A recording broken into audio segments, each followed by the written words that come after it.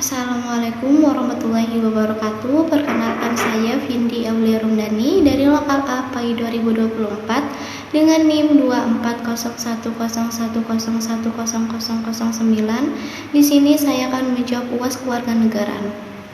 Oke, jadi soal yang pertama, jelaskan tentang HAM. Hak asasi manusia atau biasa kita sebut dengan HAM diartikan dengan hak-hak dasar yang dimiliki setiap manusia dan dibawa sejak lahir, serta merupakan pemberian Tuhan Yang Maha Esa. Hak asasi manusia atau HAM mencerminkan kebutuhan dasar kehidupan. Tanpa hak asasi manusia, seseorang tidak dapat menjalani kehidupan yang layak. Melanggar hak asasi seseorang berarti telah memperlakukan orang tersebut seolah-olah bukan manusia. Setiap orang juga mempunyai tanggung jawab menghormati hak-hak orang lain dan mendukung serta melindungi mereka yang haknya dilanggar. Tujuan adanya hak asasi manusia adalah untuk melindungi dan menghormati hak-hak dasar manusia tanpa diskriminasi berdasarkan prinsip-prinsip kemanusiaan, martabat, dan kesetaraan. Oke, lanjut soal yang kedua, jelaskan dan berikan contoh kasus tentang demokrasi. Demokrasi adalah sistem pemerintahan di mana kedaulatan berada di tangan rakyat dan keputusan-keputusan politik dibuat berdasarkan kehendak mayoritas dengan tetap menghormati hak-hak minoritas. Satu masalah krusial, kita menghadapi situasi kritis suara kepada kekuasaan karena hampir semua elemen masyarakat, dari mulai LSM, kampus, media, dan mahasiswa telah merapat dengan kekuasaan atau sekurang-kurangnya memilih untuk diam demi menghindari stigma berpihak kepada kelompok intoleran yang anti-demokrasi. Contoh kasus yang kedua, ada pelanggaran politik uang. Politik uang terjadi ketika kandidat atau partai politik memberikan uang atau imbalan materi lainnya kepada pemilih dengan tujuan untuk memengaruhi hasil pemilihan. Praktik ini tidak hanya merugikan integritas pemilihan umum, tetapi juga mereduksikan nilai demokrasi itu sendiri. Lanjut soal nomor 3. Bagaimana pendapat Anda mengenai otonomi daerah? Menurut saya, otonomi daerah adalah hak, wewenang, dan tanggung jawab daerah buat mengatur dan mengurus urusan pemerintahannya sesuai kebutuhan masyarakat setempat. Tentunya tetap mengikuti aturan yang berlaku.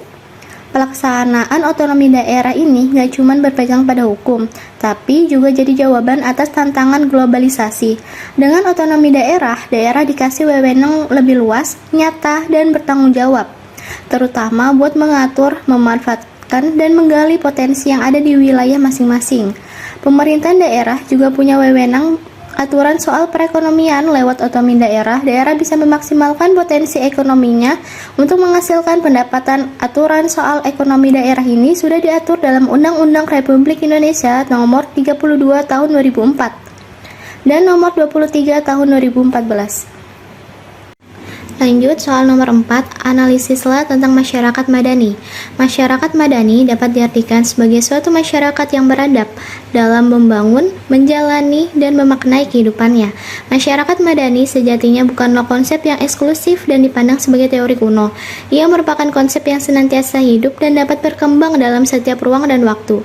Masyarakat madani merupakan konstruksi bahasa yang islami yang mengacu pada kata al-din yang umumnya diterjemahkan sebagai agama, berkaitan dengan makna al-tamadun atau peradaban, dan keduanya menyatu ke dalam pengertian al-Madinah yang artinya kota.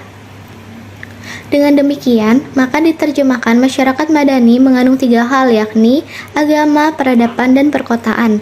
Di sini agama merupakan sumber peradaban adalah prosesnya dan masyarakat kota adalah hasilnya. Masyarakat madani memiliki berbagai karakteristik. 1. Adanya ruang publik yang bebas bagi masyarakat untuk menyalurkan gagasan dan pendapat kreativitas berkarya melalui individu dan kelompok. Kedua, adanya pola kehidupan yang demokratis. Artinya, warga dalam berperilaku selalu santun melalui interaksi-interaksi sosial tanpa ada perasaan terikat dan tertekan dari pihak manapun. Tetapi perilaku itu muncul berangkat dari kesadaran diri sendiri yang tinggi. Yang ketiga, bersikap toleransi dalam kehidupan masyarakat yang penuh dengan keanekaragaman pola aktivitas kehidupan. Lanjut, nomor 5, sebutkan nama-nama tokoh dan jelaskan mengenai tata kelola pemerintahan yang baik dan bersih. Tata kelolaan pemerintahan yang baik dan bersih adalah konsep yang merujuk pada pengendalian dan pengawasan terhadap kekuasaan pemerintahan. Tujuan utamanya adalah untuk meningkatkan kesejahteraan masyarakat dan mendorong pembangunan yang berkelanjutan.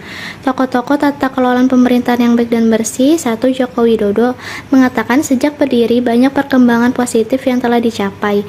Saat ini, tata kelolaan pemerintahan yang baik, good governance, telah menjadi norma, prinsip keterbukaan, akuntabilitas, transparansi, dan inklusivitas menjadi sebuah keniscayaan dalam mengelola pemerintahan. Yang kedua, Caroline G. Hernandez mengatakan baik atau buruk suatu pemerintahan ditentukan oleh tujuan dalam proses pembuatan keputusan penyelenggaraan pemerintahan. Dalam penyelenggaraan pemerintahan. Yang ketiga, Hank Edling mengatakan akademisi yang mengemukakan bahwa untuk menciptakan tata kelolaan pemerintahan yang baik diperlukan 3 pilar utama, rule of law, demokrasi, and good governance. Lanjut, nomor 6, apa yang dimaksud dengan ketahanan dan integrasi sosial nasional? Ketahanan nasional merupakan kondisi dinamis yang menggambarkan keuletan dan ketangguhan bangsa Indonesia dalam menghadapi berbagai ancaman dan gangguan. Ketahanan nasional berfungsi sebagai pengarah potensi kekuatan nasional dalam berbagai bidang, seperti ideologi, politik, ekonomi, sosial, budaya, pertahanan, dan keamanan. Untuk mencapai kesejahteraan masyarakat dapat diwujudkan melalui kebijakan pemerintah dan penerapannya dalam kehidupan berbangsa dan bernegara. Dengan tujuan menciptakan masyarakat yang adil dan makmur, integrasi sosial nasional adalah proses penyatuan berbagai suku, agama, budaya, dan daerah yang berbeda-beda menjadi satu kesatuan bangsa Indonesia yang utuh dan berdaulat. Integrasi nasional merupakan upaya untuk memperkuat persatuan dan kesatuan bangsa, menghormati keanekaragaman budaya dan agama, serta membangun rasa cinta tanah air yang kuat. Integrasi sosial nasional adalah proses penyatuan berbagai suku, agama, budaya, dan daerah yang berbeda-beda menjadi satu kesatuan bangsa Indonesia yang utuh dan berdaulat. Ketahanan dan integrasi sosial nasional merupakan 2 pilar penting bagi keberlangsungan dan kemajuan bangsa Indonesia.